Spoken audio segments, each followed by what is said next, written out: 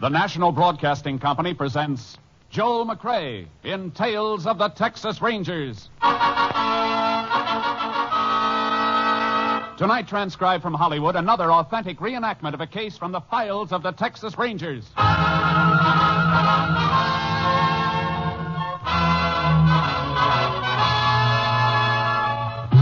Tales of the Texas Rangers, starring Joel McCrea as Ranger Jace Pearson. Texas, more than 260,000 square miles, and 50 men who make up the most famous and oldest law enforcement body in North America.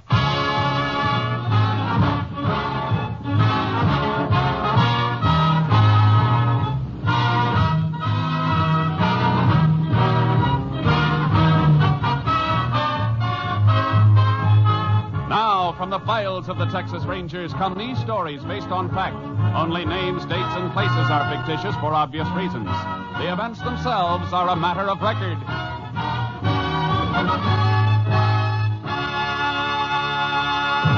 Case for tonight, Blind Justice.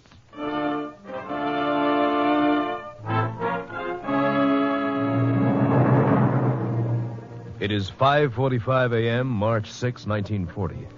Pete Salverson, owner of a roadside cafe in West Texas, is opening for business. As he sweeps up in the kitchen, he hears a sound outside the back door. Somebody out back there? That you, Charlie? Well, what's the matter, boy? Where'd you come from? Come on, feller. Come on. I ain't gonna hurt you. Atta boy. Looks like you got here too early to root for anything out of that garbage can, though. Them ribs of yours look like you could use some grub fast. Hey, now, none of that face licking. You just come on inside and I'll fix you up. Come on. Let's see. How about this? That is bone and a couple of hunks of stew meat, huh? All right, feller. There you are. Dig into that. Oh, boy, you sure are beat up and hungry. What's this contraption you got strapped on you? Pete, you open yet? Oh, howdy, Sheriff. How's the coffee situation? Well, it ain't brewed yet, but I can fix you some up in a minute. Had an early customer here. Yeah, but he hasn't got any money. I'm a cash customer. Where'd you get him? Oh, he's rooting in the garbage cans out back. What you doing up and around so early? I just come back from Huntsville. Delivered a prisoner up there yesterday. Yeah? Hey, that'd be a pretty good-looking dog if he was taken care of. Who owns him? I don't know. Never seen him before. Never did see a leash like the one he's wearing, either. Kind of funny contraption. Look at it. Hey, well, let's see that. What's the matter, Sheriff? Well, this ain't a leash. It's a harness. Huh? This here dog's a seeing-eye dog. One of them dogs is trained to lead blind people? Sure is. He must have run off from his master, then. Well, these dogs don't run off, Pete. I had a missing persons bulletin on a blind man 3 days ago. This might be his dog. Well, the guy that's missing must be around here, then, huh? Well, if he is, something must have happened to him. This dog never would have left him. Say, you got change for $1 in the register? Oh, sure thing. I'm going to hit that phone and get a ranger down here to help. Wherever that dog's master is, I got a hunch we'd better find him quick.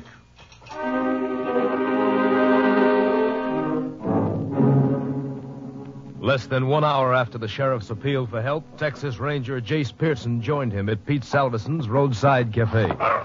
There he is, Ranger. No mistaking that harness if you ever seen one before. It's a seeing-eye dog, all right. You say you found him outside this morning, Salverson? Yeah, half starved, like you can see. Been a good 3 or 4 days since he's eaten from the looks of him. Easy, boy. Come here. Nobody's going to hurt you. Oh, I'm sorry, fella. It's really sore, isn't it? He's had a bad time, Sheriff. Got a pretty hard clip on the head. Must have been knocked out. Since then, he's traveled through some rough country. And H.E.G.'s got him all sliced up. Footpads are sore from walking. Yeah, but ever since Pete fed him, he's been yowling to get out of here. Reckon he'll be able to lead us back to his master? He'll try if he can make it. He'll have a better chance if a veterinarian works him over first. Where's the nearest one? Foreman at the Wolverine Ranch is a vet. Want to take him out there? Yeah. Meanwhile, you better get yourself a horse. I'll leave my horse trailer here until I get back. You can load your mount in with my horse Charky. It's a double trailer. What makes you think we'll need horses? And the country this dog came through isn't the kind we'll be able to get through in a car, and he came too far for us to follow on foot. Lost dogs sometimes head for home, Jace. Missing persons bulletin came from Ozona in Crockett County. Dog may be headed for there. Only way we'll find out's to follow him. If he heads any other way, it'll be back toward the man he's been trained to take care of. I'm figuring that'll be in a southerly direction from here. Well, how do you know that? All barren country that way, full of lechuguilla. If he came such a long way from any other direction, he'd have run into a town or a ranch and been found before this. I reckon I'll buy that. That makes sense. Get your horse. I'll meet you back here, and we'll drive as far south as we can cross-country and then turn this dog loose and follow him.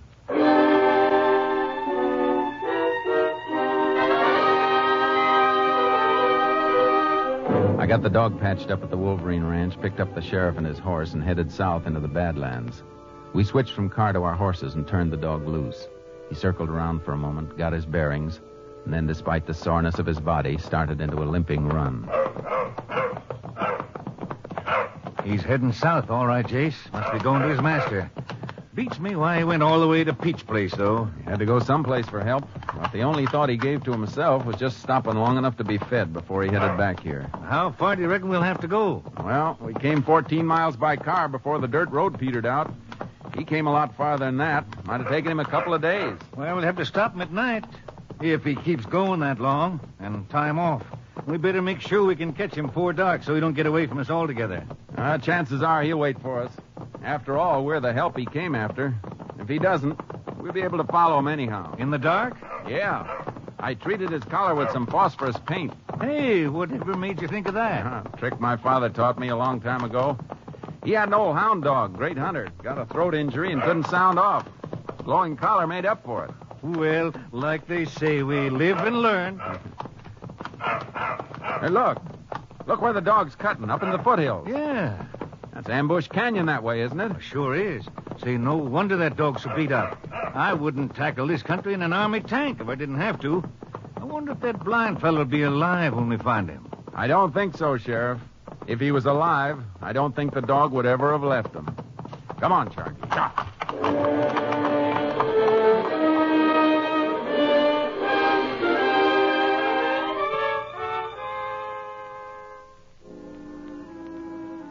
What kept that dog going, I'll never know.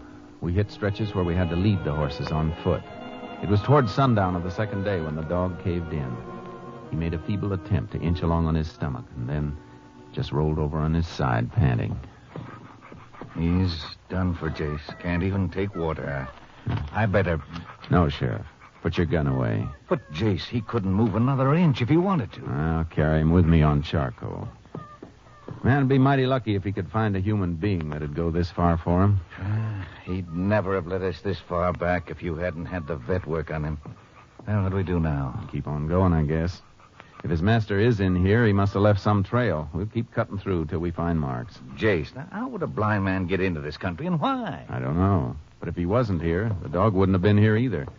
We better move on till we find a good spot to make camp. These horses need some attention and a night of rest, too.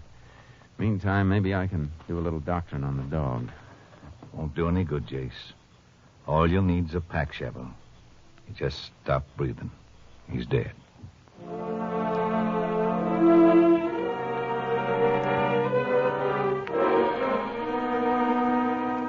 The next morning, we started trail cutting, working steadily to the south, toward the international border, the Rio Grande.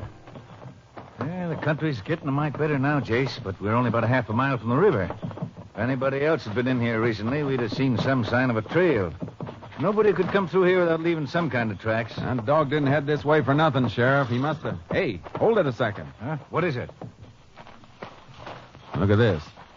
Dog hair caught in this thorn brush. Yeah. Must have been a few days ago when the dog headed out. Look at the color. German Shepherd, all right. We're still in the right trail, then. But why no human tracks? Well, the dog came out of here on foot. But this may not be the way he and his master got in here originally. What other way is there? On the river, in a raft, or a flat-bottom boat? Well, how could a blind man navigate the river? He didn't have to be alone, Sheriff. That dog was beaten on the head, remember? It isn't likely his master did that, is it? No, I see what you mean, but how... Now, wait a minute. Look up ahead there, along the side of the ridge, about a quarter of a mile. Yeah, looks like part of the rock and the earth have been scooped out. Must have been a little landslide. Not on a rock facing as solid as that looks. What do you suppose it is, then? Let's find out.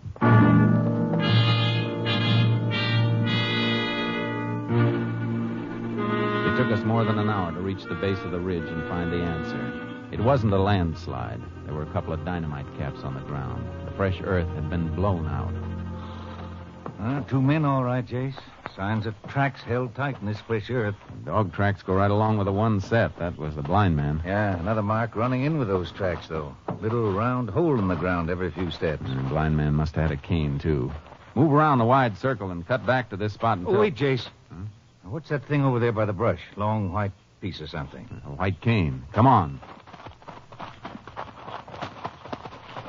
The head of it stained, Jace. Looks like blood. It is. The dog must have been clubbed with that. Bloodstains didn't come from the dog, Sheriff. Lump he had on his head didn't bleed. Let's beat through this brush. Blood trail on the ground through here, Jace. Yeah. That patch just ahead seems to be pressed down in one spot. Let's make for it. A man's body, all right. Face down. Better roll him over and see if it's a blind man. It's him, all right. You can tell by his right hand. Callous ridge there from holding onto that dog harness.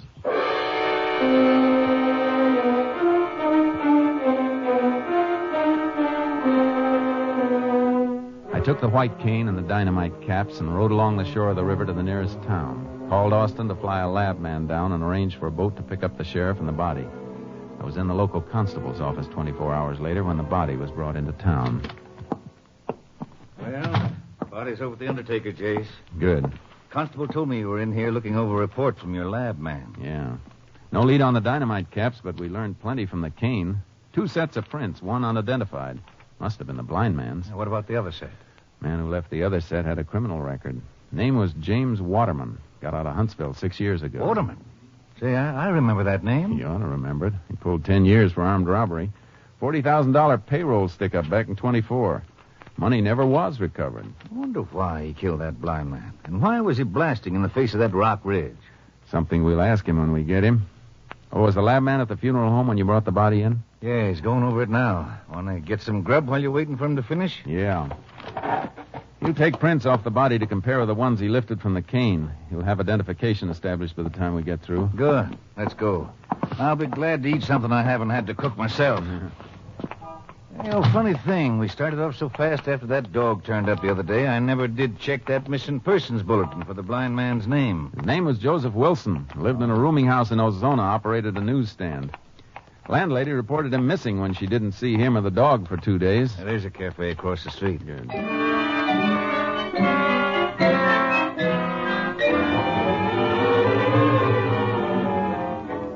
We took our time. A statewide pickup was out for James Waterman, and it seemed just a matter of pinning him down. But when we got finished and walked over to the funeral home, the case wasn't so simple. Our lab man, Marty Ferris, was just finishing a phone conversation. No, I said there's no doubt about it. Yeah, check on it. Pearson just walked in. I'll tell him. Right, bye. Howdy, Jace. Howdy, Marty. Marty Ferris, Sheriff Ritchie. Now, we met when the sheriff came in with the body. And, Jace, we got trouble. This thing is blown wide open. Why? What's the matter? That's the prints. And take a look at them. Now, here's a copy of the unidentified set I sent on to Austin. The man who made them has no record. Well, why should he have a record? Aren't they the blind man's prints? No, they aren't, Jace. The prints on the body match the known prints pulled from the cane. The dead man is James Waterman. What? That's it, Sheriff. Here, look at the prints. See for yourself. Marty, could you have made a mistake? No, Jace. I just checked with Austin on the phone by classification number. Waterman must have been blinded sometime after he left Huntsville. He took the name of Wilson as an alias. Now all we've got's a set of unidentified prints that might match anybody in the state. Sheriff, our killer isn't going to be easy to find.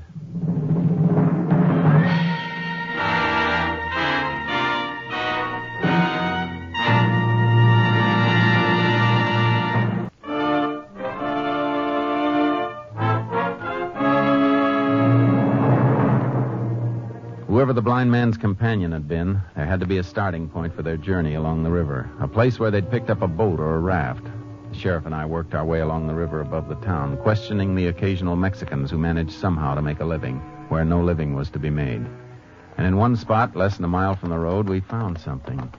Can see it clearly now, Jace. Yeah, impression of a flat-bottomed boat on that mud flat. Had to be dragged quite a ways to the water. Not many days ago either. Oh, boy. Mud around where the boat was is caked dry. Spot where the boat was setting still looks damp. Uh-huh. Boat must have been there without being used for quite some time. River's been way down for more than a year. A little smoke coming up from behind those trees. Must be a Mexican hut. Whoever's there might own the boat. Let's ask him. Get up, Charky. Up, boy. Tacos cooking. Smell 'em? Yeah, smell something else, too. Chicken frying. There's a place. I can see it now. Pretty high class for River Hut. Looking back, chicken coop. Kind of new, too. Coop wire, I mean. Hasn't been up very long. A woman out in front of the place. Well, she sees us. Buenos dias, senor. Oh, buenos dias, senora. Ooh, Charky. Oh, boy. Maybe you can help us out, senora. We'd like some information about a boat that was out on that mud flat until a few days ago. I never see a boat there, senor. You never saw one there. What made that impression in the mud, then? I called my husband. He speaks better English. Daniel? Venga. Yes. What the matter? You don't let me sleep. They know something about that boat, all right, Jace. Yeah. My husband. He come. You want something, senor? They want to know. There's a mark left by a boat down in that mud flat. When was the boat there last? And what happened to it? It was maybe a week ago. The boat disappeared in the night. One morning, she's gone. That's all I know. Who took it? We don't know. Just like that, huh? Sí, just gone. Don't try to feed us a story like that, you... Just a second, Sheriff. Where do you work, Danielle? What do you do for a living? Well, I do anything for whoever give me the work. But for a long time, nobody give me any. You must have saved a lot of money to be eating fried chicken and tacos. Where'd you get those chickens? I raised them, senor. Without hens and a rooster? There isn't anything in that coop old enough to sit a nest. And that coop wire is new. Well, what I mean to say, I was just starting to raise them. Where'd you get the money to buy that coop wire and the chicks? You better talk up. This is part of a murder investigation. Murder? Blind man was murdered downriver. He got there by boat.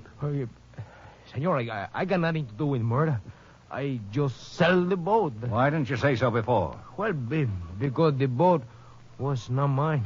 But you sold it just the same. Say, look, I tell you the truth. The boat is there for 2 years, ever since we come here. I never know who owns it, and then one day the men come. 2 men? Sí. One of them blind? Sí. He got a dog and a white stick. The other man with him, he said to me, I give you $50 for the boat. Well, I don't say that the boat is mine. I just let him give me $50. What'd the man look like? The one who could see. Oh, he's big, just like you, with the light hair, very wavy, eyes blue. He said that when they come back, I can have the boat back for nothing. And he gave me more money if I don't tell nobody. I say, you give me more now, huh? But he said he don't have no more until he come back. That's the whole truth, senor, just like Daniel tell you. All right. If it isn't the truth, we'll find out. Come on, Sheriff. Let's go. Right. You two stay right around here in case we want to see you again. We'll be here. We don't run away. Up, boy. Hey. Heading back for the town? Yeah. Marty may have some more information. And I think we just got a lead from Danielle on why Waterman and the other man went downriver. Well, if you did, you got something I missed. They promised Danielle more money when they came back. The money Waterman got in that stick-up 16 years ago never was recovered, remember? Oh, I get it. That's why they dynamited into that rock ridge. Waterman must have hidden that money until it cooled off. That's right. But before he ever got back to it, he was caught and sent to Huntsville for 10 years. Why didn't he go for it as soon as he got out 6 years ago? That's one of the things we still don't know. Maybe Marty will have the answers when we get back to town.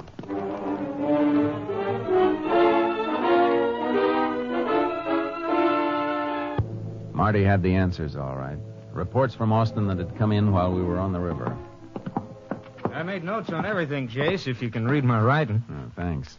That check back shows that Waterman lost his sight 3 days after he left Huntsville 6 years ago. It was hard to run down because he didn't have to report to anybody. He'd served his full term, no parole. I see. Happened in a highway accident, huh? Yeah, caught a lift on a gasoline truck, went over an embankment and caught fire. The driver was killed, Waterman blinded. Near Sonora. That means Waterman was headed this way from the pen. He was going straight for that money, Sheriff. But losing his sight stopped him. But why did it take him 6 years to move for it again? He had to find somebody to help him. A man with a load of stolen money hidden away doesn't trust many people. He finally trusted somebody. And got killed for it. I'm going to take a ride to Ozona. It's out of your county, Sheriff, but it's your case. You want to come along? You bet I want to come along. Let's go. In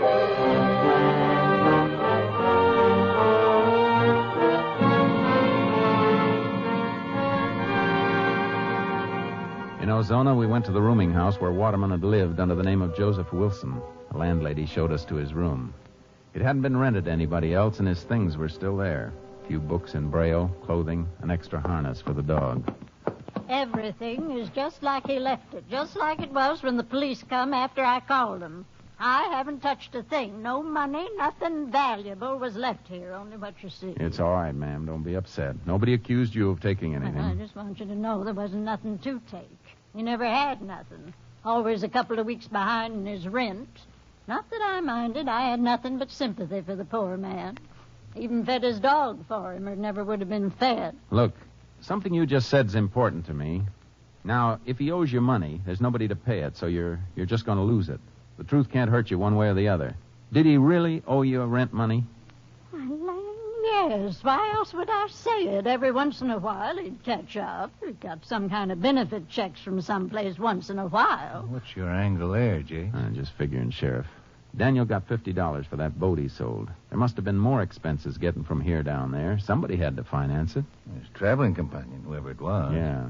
It's a cinch it was somebody Waterman met and got to know right here in Ozona.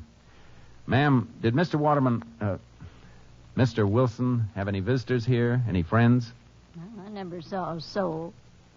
There was some fellow called him a few times, though, when he was homesick and couldn't work at the newsstand. You know who it was? No, he never gave me his name.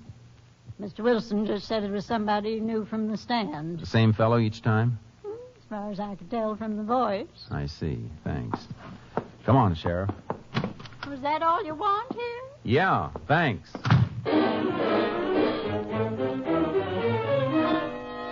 We located the place where Waterman had had his newsstand, a main intersection near a bank, a restaurant, an office building, and a medical and professional building. Somebody else was running the stand now. We staked out in my car across the street. Looking for somebody fitting the description Danielle gave us? That's right. Man who called whenever Waterman was sick might have been a regular customer. There could be quite a few customers fitting that description, Jace. We'll tag the ones who come close. See if the newsie or anybody around has any information on him. Somebody might have noticed the man we're looking for hanging around the stand from time to time. If he knew Waterman well enough to call his rooming house, he knew him well enough to stop for a talk. You're right, of course, but this kind of waiting wears me out. It's the dullest part of the job, Sheriff, but sometimes it's the part that pays off.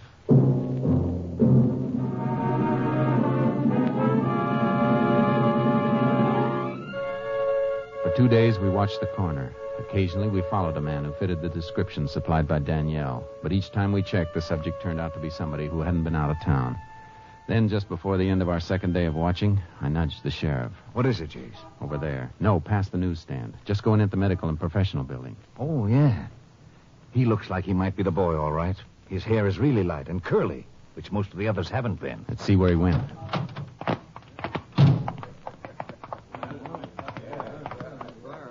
Oh, wait a minute. He's still in the lobby. There by the elevator. Let's wait until he's picked up. There's the elevator now. Well, there it goes. He's the only passenger. Come on. Watch the floor marker. See where the elevator stops. 3rd floor, Jace. Let's take a look at the building directory on the wall. 3rd floor, 2 doctors, a dentist, an attorney, and a chiropodist. Go up to that floor. Try them all. You want me to grab him? No. If you spot him in a waiting room, just sit down like you're waiting too. After he leaves, find out anything you can about him. I'll wait back in the car and tag him after he comes out. How do we get together again? After I find out where he lives, I'll come back and pick you up on the corner. I waited for the man with the light curly hair. He came out of the building in 20 minutes. I started my car away from the curb slowly, keeping him in sight. He turned the corner and got into a car of his own, drove to an apartment building. I noted the address and then went back and met the sheriff. I hope you didn't lose him, Jace. I think he's the one we want. Why? What'd you get? He was in to see a doctor. Had a dressing on his arm changed. Doc said he's a regular patient who's been away on vacation. Been out of town, huh? Yeah, but that isn't all. It's what he's being treated for that ought to make you sit up. Dog bite. Dog bite? I thought that shepherd might have gotten to the killer just once before he was knocked out. Let's go visit him. I know the apartment building he lives in. You get his name from the doc? J.B. Rowland works on the local newspaper. Reporter? No, has charge of distribution and circulation. Also takes care of the morgue, back issue files. Oh, that'd put him in touch with Waterman on the circulation end. And his taking care of the back issues might fit, too. That might have told him who Waterman really was. Hey, that's right. Fishing through some old back issues, he might have read about the robbery and Waterman's conviction. Maybe seen a picture of Waterman and recognized it. That'd make him get friendly. He'd know the money was never recovered and that Waterman didn't have it on hand, or he wouldn't be running a newsstand and living like he did. You think he told Waterman what he knew and finally talked him into a deal? Or do you think maybe he forced him into it? When we see him, we'll ask him.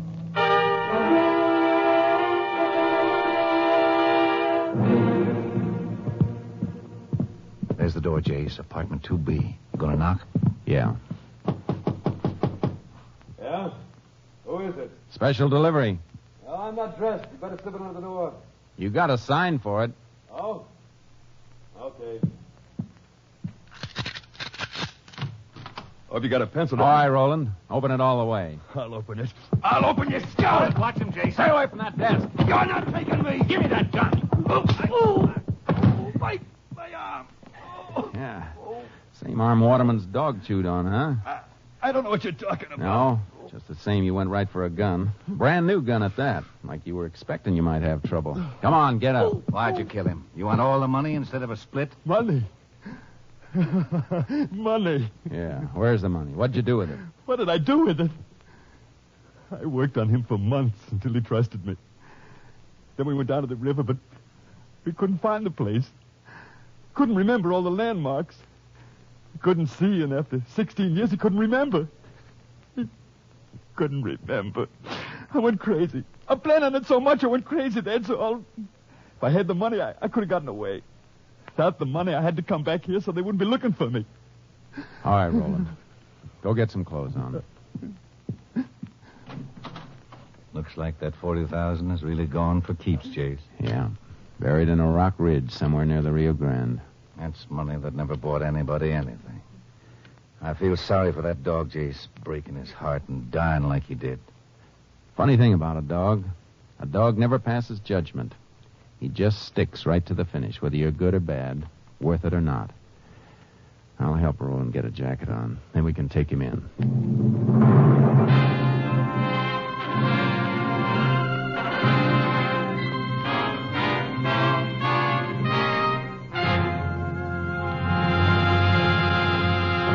For the murder of James Waterman, alias Joseph Wilson, J.B. Rowland was convicted and sentenced to Huntsville Penitentiary for a period of 99 years.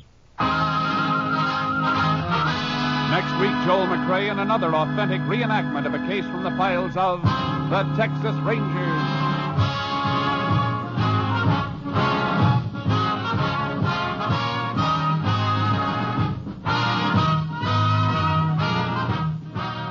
Joel McCrea is currently seen starring in the Universal International Technicolor production Frenchie. Tonight's cast included Tony Barrett, Peggy Weber, Herb Vigran, Ed Begley, Earl Keane, Tom Holland, and Tom McKee. This story was transcribed and adapted by Joel Murcott, and the program was produced and directed by Stacy Keach. Hal Gibney speaking.